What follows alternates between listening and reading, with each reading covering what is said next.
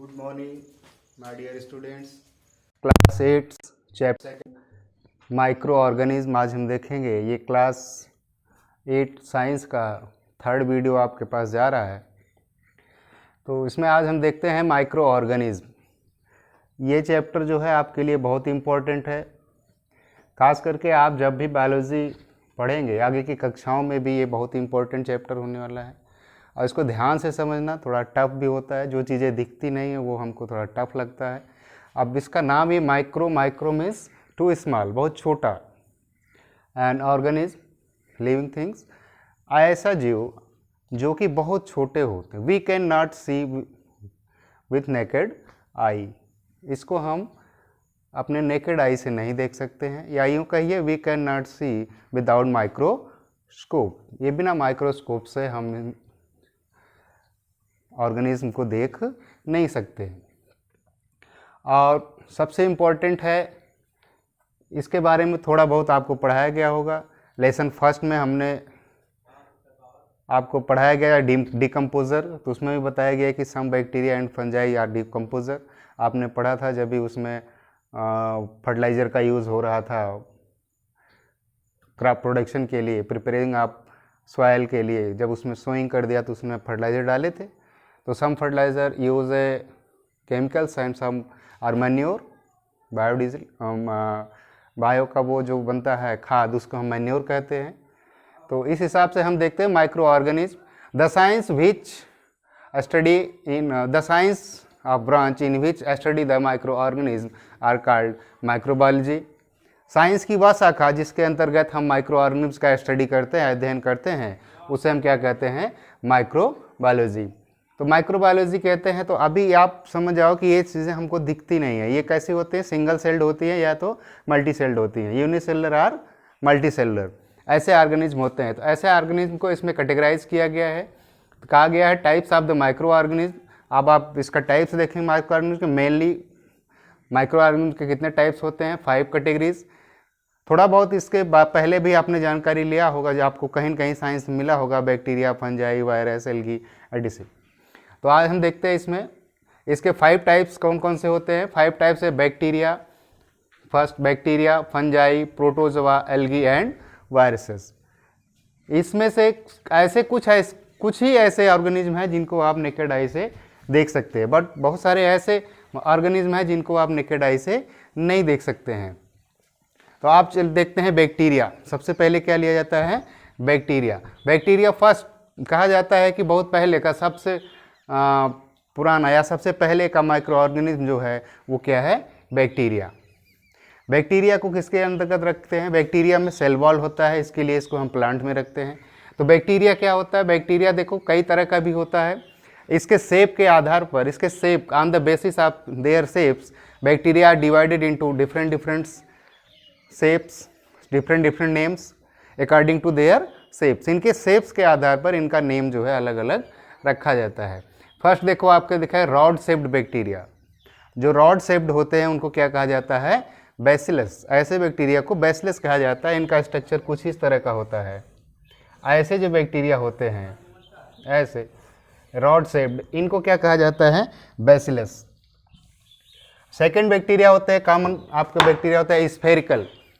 ऐसे बैक्टीरिया जो स्फेरिकल होते हैं, गोले गोले होते हैं, उनको हम क्या कहते हैं? कोकाई या कोकस कहा जाता है इनको। एक है तो कोकस, बहुत सारे हो जाते हैं तो कोकाई कहा जाता है। सॉरी, एक है तो कोकाई, बहुत सारे तो कोकस हो जाता है। इनका शेप देखिए, ये बैक्टीरिया ऐसे होते हैं, ऐसे ऐसे ग्रुप में या सिंगल में होते हैं ऐसे, इनको क्या कहा जाता है? कोकस। ये स्फेरिकल शेप्ड होते हैं, ऐसे बैक्टीरिया को कोकस कहा जाता है। कर्व्ड शेप्ड बैक्टीरिया, जो कर्व्ड शेप्ड होते हैं उनको हम क्या कहते हैं? कामा। इन बैक्टीरिया का आकार जो होता है ऐसे होता है, आप माइक्रोस्कोप से देखेंगे इस तरह का, ऐसे ये क्या कहलाते हैं? Curved shape. स्पाइरल, स्पाइरल से ही क्लियर है, जिनकी संरचना ऐसे ऐसे होगी, स्पाइरल। ये बैक्टीरिया क्या कहे जाते हैं? स्पाइरेला। ऐसे या तो ऐसे ऐसे, ये क्या कहे जाएंगे? स्पाइरेला। ये तो हो गया बैक्टीरिया। अब बैक्टीरिया के बाद देन आता है आपका फंजाई। इसके लोग, बहुत सारे लोग इसका प्रोनाउंसिएशन फंगी भी कहते हैं, फंजाई भी है, जिसको हम फफूद कहते हैं। फंजाई ईस्ट, राइजोपस, पेनिसिलिन, अच्छा देखो, अभी आपने बैक्टीरिया देखा, बैक्टीरिया कैसे होते हैं, ये यूनिसेलुलर होते हैं, एक सेल होता है बैक्टीरिया, बैक्टीरिया एक सेल का होता है, इसकी सारी एक्टिविटी एक सेल के अंदर होती है। बट जो फंजाई है ये यूनिसेलुलर या मल्टीसेलुलर भी हो सकता है, ये यूनिसेलुलर भी हो सकता है और मल्टीसेलुलर भी हो सकता है।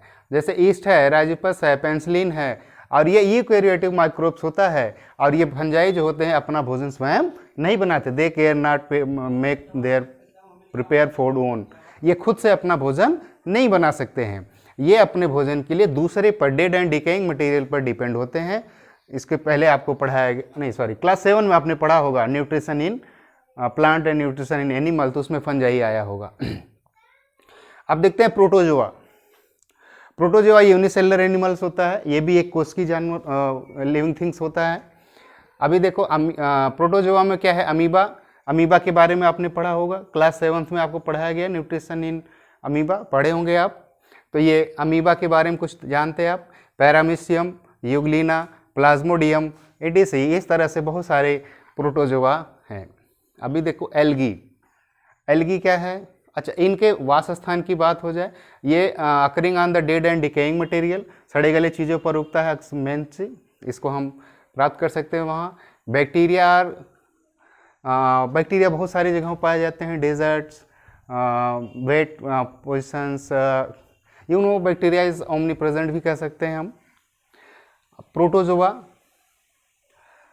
प्रोटोजोआ भी ओमनी प्रेजेंट हो सकता है, सभी स्थानों पे पाया सकता है। फंजाई, फंजाई आपको डेड एंड डिकेइंग मटेरियल पे बताया गया। एल्गी, एल्गी क्या है, एल्गी को हम प्लांट सेल में रखते हैं मोस्टली। अब एल्गी क्या है, क्लेमाइडोमोनास, क्लोरेला, डायटम्स, एटीसी, ये यूनिसेलुलर भी हो सकता है, मल्टीसेलुलर। एल्गी एक ऐसा, एल्गी और फंजाई, एल्गी और फंजाई में कुछ ऐसे लिविंग थिंग्स हैं जिनको आप नेकेड आई से देख भी सकते हैं, बट इन सब को बैक्टीरिया है, वायरसेस है, प्रोटोजोआस है, इनको थोड़ा टफ है, इनको नहीं देखा जा सकता है। तो क्या पढ़ा मैं, एल्गी, एल्गी क्या होता है, algae make their own food, इसमें क्या होता है, क्लोरोफिल उपस्थित होता है, एल्गी में क्या होता है, क्लोरोफिल उपस्थित होता है, इसलिए क्या हो जाते हैं, ऑटोट्रॉफ हो जाते हैं। ये आपका ये भी हेटरोट्रॉफ है, ये भी हेटरोट्रॉफ है, और ये ऑटोट्रॉफ। एल्गी कैसा होता है, ऑटोट्रॉफ होता है। Algae can make their own food, ये अपने से खुद अपना भोजन बना सकता है। एल्गी क्या होता है, सिंगल भी रखता है, कॉलोनी में रखते हैं, जब ये लोग एक साथ रहते हैं, कई सारे एल्गी एक साथ रहते हैं, तो उसके हम क्या कहते हैं, कॉलोनी। वायरसेस, वायरसेस का बहुत टफ है, वायरसेस को समझना बड़ा टफ है, थोड़ा वायरसेस को ध्यान से देखेंगे। वायरस क्या होता है, ये ओमनी प्रेजेंट होता है, सभी जगहों पाया जाता है। वायरस क्या है कि वायरस को साइंटिस्ट ऐसा मानते हैं, जब ये लिविंग और नॉन लिविंग थिंग्स के बीच का इसको लिंक भी मानते हैं, वायरसेस को लिविंग और नॉन लिविंग थिंग्स के बीच का इसको लिंक भी मानते हैं। और वायरस इसलिए माना जाता है कि वायरस जब लिविंग थिंग्स के बाहर होता है तो कैसा होता है, ये नॉन लिविंग थिंग्स जैसा एकदम पूरा इसका कैरेक्टर होता है, किसका, वायरस उसका। और जब जैसे ही लिविंग थिंग्स में एंट्री करता है, लिविंग थिंग्स में जाता है, तो इसका क्या होता है, प्रोडक्शन वहाँ चालू हो जाता है, और ये वायरसेस क्या होता है, फिर वहाँ लिविंग थिंग्स जैसा अपना कैरेक्टर शो करता है, इसलिए इसको living things and non living things between क्या कहता है, link. Viruses is the link between the living things and non living things. Bacteria में वायरसेस में क्या है, बैक्टीरियोफेज वायरस है, इन्फ्लुएंजा है, टीएमबी है, ऐसे बहुत सारे वायरसेस हैं। इस समय देखिए सारा विश्व परेशान है, एक वायरस आ गया है आपको, ये भी कैसा है, रिस्पायरेटरी ट्रैक का समस्या उत्पन्न करने वाला वायरसेस है, जैसे कोरोना है, अभी सब लोग परेशान है, सेम ऐसा वो भी है। इसमें क्या है, प्रोटीन है और डीएनए मटेरियल्स है, सॉरी आरएनए या डीएनए जेनेटिक मटेरियल है, और प्रोटीन है, उसे दोनों से मिलकर क्या बन जाता है, वायरस। अभी हम देखते हैं, और अब इन सारे को हम क्यों पढ़ें, इनका क्या उपयोग है हमारे जीवन में, क्यों पढ़ा जाए, क्यों ये हमको दिखते नहीं, फिर भी टीचर्स हमको पढ़ा रहे हैं, हमको पढ़ना पड़ रहा है, bacteria, fungi, protozoa, algae, virus, ये समथिंग क्या है, क्यों पढ़ें इनको। तो आपको बताया गया क्या है, ये माइक्रो ऑर्गेनिज्म, छोटे जीव हैं, एकदम वेरी स्मॉल टीनी क्रीचर्स, इस तरह के हैं जिनको हम नेकेड आई से नहीं देख सकते, कुछ को देख सकते हैं, ऐसा नहीं। तो अभी देखो इसको, अब ये यूजफुल हो सकता है और हार्मफुल भी हो सकता है, यूजफुल भी है और हार्मफुल है। तो useful bacteria, virus, fungi, useful of micro organism. अब ये हमारे लिए कैसा उपयोगी है ये, हमारे लिए कई फील्ड में ये उपयोगी होते हैं। वायरसेस और ये एल्गी, प्रोटोजोआ, ये सब कैसे हमारे लिए उपयोगी है उस देखते हैं और कैसे हमारे लिए हार्मफुल है। तो सबसे पहले हम क्या देखते हैं, यूजफुल माइक्रो ऑर्गेनिज्म। यूजफुल कैसे हैं देखो, कमर्शियल, उद्योग धंधे में कभी इनका उपयोग होता है। एग्रीकल्चरल, कृषि के क्षेत्र में भी उपयोगी हैं ये। मेडिसिनल, मेडिसिन बनाने में, दवाओं बनाने में भी इनका उपयोग होता है। इन्वायरमेंट, और वातावरण को में भी इनका उपयोग है। कैसे कैसे है इन सारे फील्ड्स में, कमर्शियल, एग्रीकल्चर, मेडिसिनल और इन्वायरमेंटल, इनको हम देख लेते हैं। सबसे पहले देखा जाए मेडिसिनल, फर्स्ट पॉइंट यहाँ लिखा हुआ कमर्शियल। कमर्शियल उपयोग इनका देखते हैं। कमर्शियल उपयोग क्या है, making of क्रड, cheese and bread, making of alcohol. अब देखते हैं इनको, ये कैसे कितना उपयोगी हैं हमारे।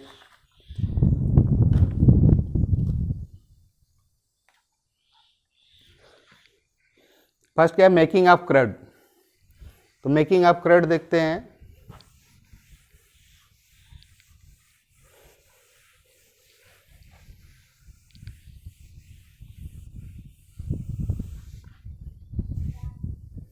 कमर्शियल यूज में मेकिंग ऑफ क्रड, क्रड मीन्स दही, मट्ठा कैसे बनाया जाता है।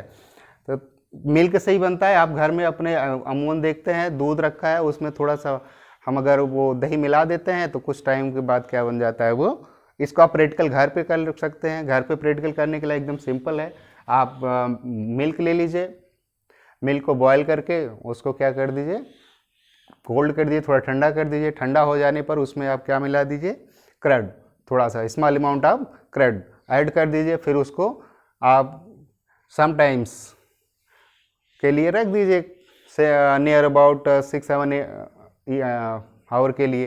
फिर आप देखेंगे वो क्या हो जाता है, ऐसा एकदम पूरा क्लटिंग हो जाती है, जम जाता है ब्लड, मिल्क क्या जम जाता, फिर क्या हो गया, वो पूरा का पूरा आपका क्रड बन जाता है। क्रड कैसे बन गया, आप देखो, आपने मिल्क लिया हुआ था, मिल्क लिया आपने, इसमें क्या मिला दिया आपने, जो क्रड, देखो मिल्क है तो मिल्क में क्या रहता है, लैक्टोबैसिलस, मिल्क में आपका लैक्टिक एसिड है,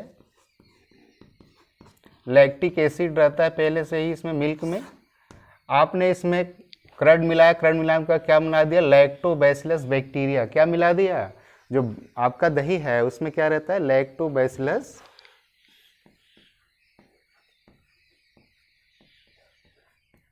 लैक्टोबैसिलस आपने उसमें मिक्स कर दिया। कहने का मतलब क्रड थोड़ा सा मिलाया आपने, फिर टोटल क्या बन जाता है, ये क्रड बन गया। और ऐसे ही जो आपका वो बनता है, तो ये स्मॉल अमाउंट में मिलाते हैं, थोड़ा ज़्यादा मत मिलाना, स्मॉल अमाउंट।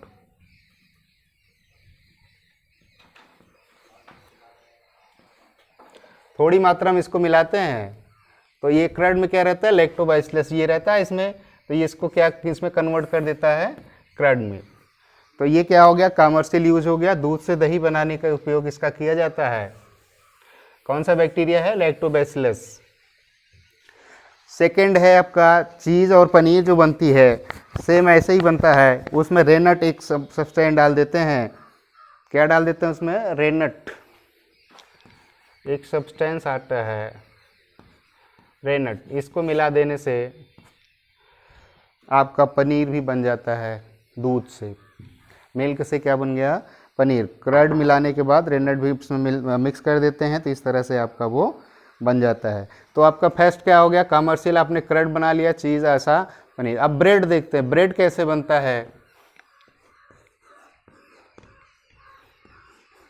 ब्रेड बनाने से पहले एक एक्टिविटी मैं आपको बता देता हूँ, एक्टिविटी आप करके घर पे देख, जैसे आपने अभी दूध का किया, ऐसे घर पे इसका एक्टिविटी करके देखेंगे तो आपको भी इसको बनाने आ जाएगा। ब्रेड कैसे बनता है वो आइडिया लग जाएगा।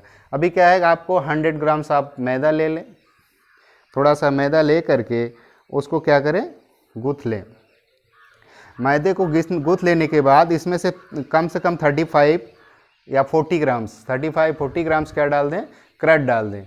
कर्ड डाल के अच्छे से इसको मिक्स कर दें। इसको मिक्स करने के बाद इसको आप 2-3 आवर्स के लिए या 3-4 आवर्स के लिए ऐसे छोड़ के रख दें। फिर इसमें देखिए आप क्या चेंजेज हो गया, आप देखेंगे कैसा हो जाएगा, फ्लफ़ी हो जाता है वो मैदा आपका जो डग है, गूथा हुआ आटा क्या है, डग कहते हैं गूथे हुए आटे को, कैसा हो जाता है, फ्लफ़ी हो जाता है, एकदम मुलायम हो जाएगा। तो उसमें हुआ क्या, ऐसा ईस्ट जो होता है, ऐसा ईस्ट या उसको हमने लैक्टोबैसिलस जो कहते हैं उसमें हमने उसको मिक्स कर दिया। अब ये जाता है तो क्या करता है, उसमें वो प्रोडक्शन बहुत तेज़ी से करता है, प्रोडक्शन बहुत तेज़ी से होता है। सपोज दैट ये मैदा है आपका, इसमें आपने थोड़ा सा कर्ड मिलाया, ये आपने 100 ग्राम लिया हुआ है, इसको आप कितना ले लेंगे, लगभग 35 to 40 ग्राम्स। इसको आपने इसमें मिक्स करके रख दिया, तो अभी ये मैदा कैसा हो जाता है, फ्लफी डग।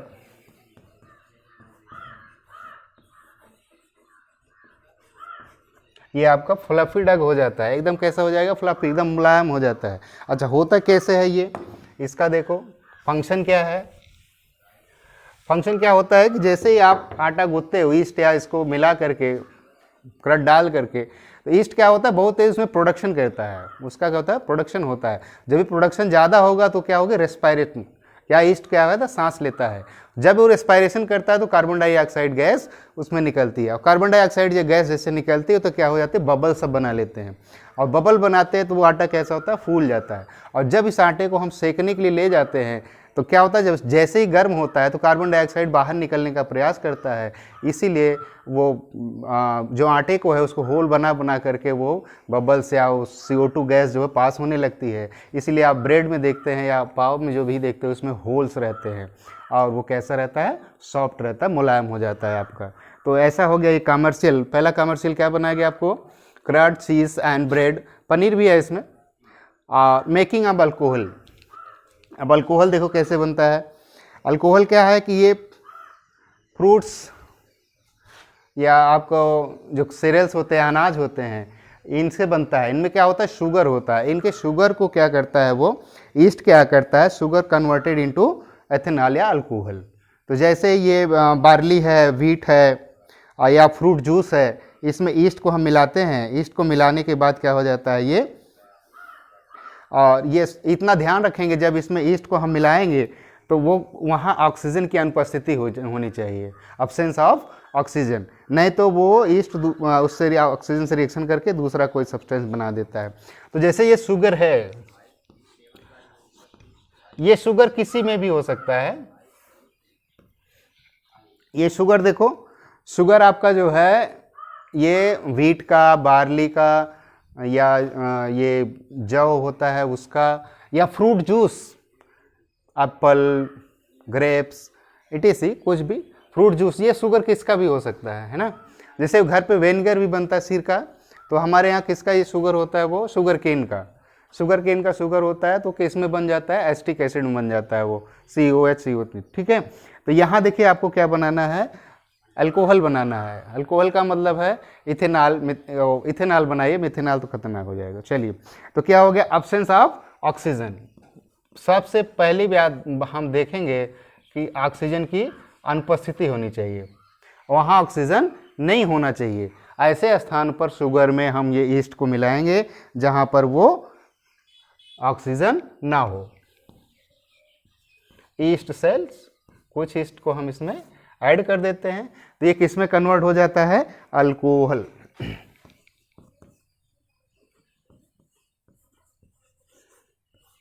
मिला के कौन सा अल्कोहल हो गया, इथेनॉल, ठीक। इस तरह से आपका क्या होता है, ये हमने आपको बता दिया कमर्शियल यूज। तो कमर्शियल यूज माइक्रो ऑर्गेनिज्म में कहाँ कहाँ हो गया आपको बताया गया, कर्ड बना गया, कर्ड से आपको ब्रेड, और वहाँ पनीर, और फिर अल्कोहल बन गया आपका। अभी आपका देखिए मेडिसिनल यूज़, ये माइक्रो ऑर्गेनिज्म जो ना दिखने वाले ऑर्गेनिज्म है, इतने कमाल के हैं, आप कितने उपयोग में आ रहे हैं, उतने खतरनाक भी है बेटा। चलो देखते हैं आप मेडिसिनल यूज़। अब इसका मेडिसिनल यूज क्या है, मेकिंग ऑफ एंटीबायोटिक्स। इसका एंटीबायोटिक बहुत बनता है, एंटीबायोटिक बहुत many disease, antibiotics is cure of the many diseases of human beings and other animals। Antibiotic जो होता है ये हमारे लिविंग ऑर्गेनिम्स के लिए बहुत सारी चीज़ों में उसका उपयोग होता है और उनका इलाज किया जाता है बहुत सारे डिजीज़ों का। अब तो एंटीबॉडी में सबसे पहले कौन सा एंटीबायोटिक खोजा गया था? पेनिसिलिन। पेनिसिलिन नामक एंटीबायोटिक सबसे पहले खोजा गया था, ये आप एकदम याद कर लेंगे, कभी कभी एग्जाम में पूछा जाता है ये। तो पेनिसिलिन एंटीबॉडी में सबसे पहला कौन सा एंटीबायोटिक खोजा गया? पेनिसिलिन। इसको किसने खोजा था? Alexander Fleming. कौन खोजा था सबसे पहले? अलेक्जेंडर फ्लेमिंग, और 1928 में। In 1928, Alexander Fleming was discovered the first antibiotic medicine is penicillin. Okay.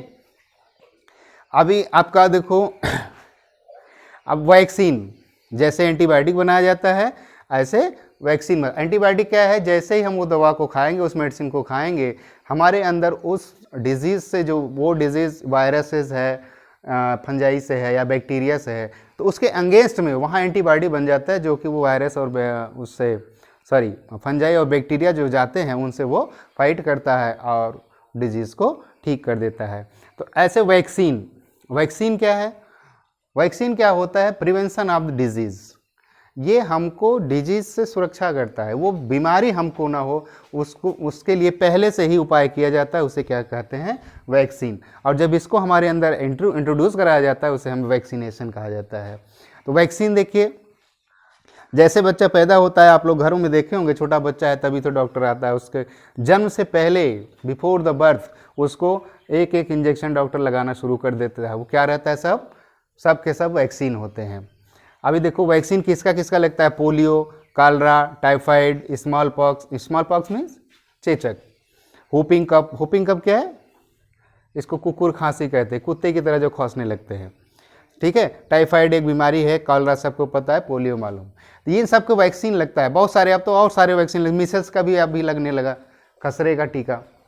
तो क्या है ये? वैक्सीन। अभी देखो आपको सारा वर्ल्ड जो है परेशान है कोरोना को लेकर के। अभी सब बहुत सारे वैज्ञानिक इसमें लगे हुए हैं कि इसका वैक्सीन निकाला जाए, लेकिन अभी तक इसकी वैक्सीन नहीं निकली, सक्सेस नहीं हो पा रहे। तो वैक्सीन बनता कैसे? वो देखो, सपोज दैट जैसे आपको कोई बीमारी है, तो वैक्सीन क्या होता है कि उसी टाइप्स के बैक्टीरिया और वायरसेस को एकदम उसको कमज़ोर करके या उसको डेड करके, डेड और एकदम पावरलेस, वीकलेस बैक्टीरिया और वायरसेस को हमारे शरीर में इंट्रोड्यूस कराया जाता है। और जैसे ही हमारे बॉडी में जाता है तो क्या होता है कि हमारी बॉडी जो है उसको एकदम सही ओरिजिनल वास्तविक बैक्टीरिया और वायरस मान करके हमारे अंदर वो एंटीबॉडी डेवलप करने लगता है। तो क्या होता है, ये तो ऐसे इस हमारे बॉडी को हैबिचुअल बनाया जाता है ऐसे करने के लिए। और जब ये वैक्सीन नहीं रहता है और वो वायरस और बैक्टीरिया हमारे बॉडी में वास्तव में एंट्री करते हैं, क्योंकि पहले से हमारे शरीर में एंटीबॉडी बना है, तो उससे इनसे फाइट करके इनको एकदम निष्क्रिय कर देते हैं, इनको इनएक्टिव कर देते हैं, तो हमारे शरीर में वो बीमारी नहीं होती है। उसी को हम क्या कहते हैं? वैक्सीन। ठीक है, तो मेडिसिनल यूज़ आपने देख लिया। अब कुछ एल्गी है जो हमारे शरीर में फूड सप्लीमेंट का भी काम करते हैं। कहने का मतलब हमारे बॉडी में कुछ ऐसे प्रोटीन्स वगैरह की कमी हो जाती है, जो कुछ एल्गी को खा करके हम उसकी कमी को पूरा कर देते हैं, इसी को फूड सप्लीमेंट कहते हैं। उसमें जैसे क्लोरेला है, अगार अगार नामक एल्गी है, इसको खाया जाता है और ये हमारे शरीर में प्रोटीन की कमी को पूरा करते हैं। और ये क्लोरेला नामक जो होता है बैक्टीरिया, ये हमारे बॉडी में होता है, जो कि हमारे डाइजेशन, फूड डाइजेशन को में भी हेल्प करता है। तो इतना हो गया आपका मेडिसिनल यूज़ और कमर्शियल यूज़। अभी आपका आ गया एग्रीकल्चरल यूज। यूजफुल बैक्टीरिया का क्या अभी नेक्स्ट स्टेप है आपका? एग्रीकल्चरल। कृषि में कैसा इनका उपयोग है आप देखते हैं। कृषि में उपयोग इनका क्या है कि जैसे राइजोबियम है, ब्लू ग्रेन एल्गी है। अभी देखो इनका उपयोग इसलिए ऐसा है क्योंकि जो इन्वायरमेंट में नाइट्रोजन उपलब्ध है, नाइट्रोजन जो है वो जैसे पौधों के लिए, प्लांटों के लिए नाइट्रोजन बहुत एसेंशियल एलिमेंट होता है उनके ग्रोविंग के लिए, गुड क्रॉप के लिए नाइट्रोजन क्या होता है, बहुत उपयोगी होता है। तो नाइट्रोजन जो इन्वायरमेंट में है या जो हम या अर्थ के अंदर नाइट्रोजन है वो कैसा है, नाइट्रोजन के फॉर्म में है। लेकिन प्लांट्स में ये कैपेसिटी नहीं है कि वो नाइट्रोजन को डायरेक्ट ले सके। प्लांट कैसे लेते हैं नाइट्रोजन को? नाइट्रेट्स के फॉर्म में। तो नाइट्रेट्स के फॉर्म में कन्वर्ट करने के लिए राइजोबियम नामक एक बैक्टीरिया होता है जो लिग्यूमिनेसी प्लांट्स के सारे पौधों के जड़ों में पाए जाते हैं, उनके गांठ होती है।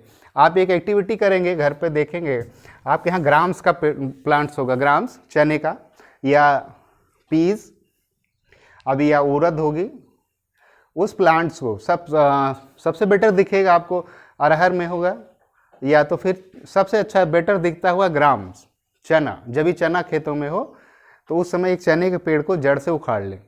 उखाड़ने के बाद आप चने को जैसे ही जड़ उखाड़ेंगे, इसमें आपको जड़ें ऐसे दिखाई देंगी। कैसी जड़ होगी? Tap root. कैसे होती है चने की? टैप रूट, मूसला जड़ होती है। एक मेन रूट होता है, बाकी क्या होती है? एडवेंटिशियस होती है। यहाँ आप देखेंगे ऐसे ऐसे क्या दिखेंगे आपको? नोड्यूल्स, गांठें दिखेंगी। अब इस जड़ को आप अच्छी तरह से धो लें। धोने के बाद देखेंगे ये गांठें आपको दिखेंगी। अगर किसी के पास अवेलेबल हो तो इस गांठे को ऐसे टीएस कट कर दें। अब इनको ले जा करके आप माइक्रोस्कोप में देखेंगे तो आपको इसमें राइजोबियम दिखेंगे। ये एक्टिविटी आप घर पे कर लेंगे तो आपको एकदम क्लियर हो जाएगा कि राइजोबियम मतलब लिग्यूमिनेसी कुल के जितने भी प्लांट्स होते हैं लिग्यूमिनेसी स्पीसीज के, उन सभी के जड़ों में राइजोबियम नामक बैक्टीरिया होता है। तो ये राइजोबियम बैक्टीरिया है जो इसका वर्क क्या है? ये इसका वर्क है कि जो सॉयल है, यहाँ मिट्टी है, अभी यहाँ हमने ऐसे टैप रूट बनाया हुआ था, यहाँ ये गांठें हैं, तो यहाँ जो ये सॉयल में नाइट्रोजन है, ये नाइट्रोजन को ये जैसे ही लेते हैं तो इनको नाइट्रेट फॉर्म में बदल देते हैं। किस में बदल देते हैं? नाइट्रेट में। नाइट्रेट में बदल देते हैं। अब ये नाइट्रेट जो है प्लांट्स आसानी से ले सकते हैं। तो राइजोबियम का यही वर्क होता है। राइजोबियम क्या है? Rhizobium A type of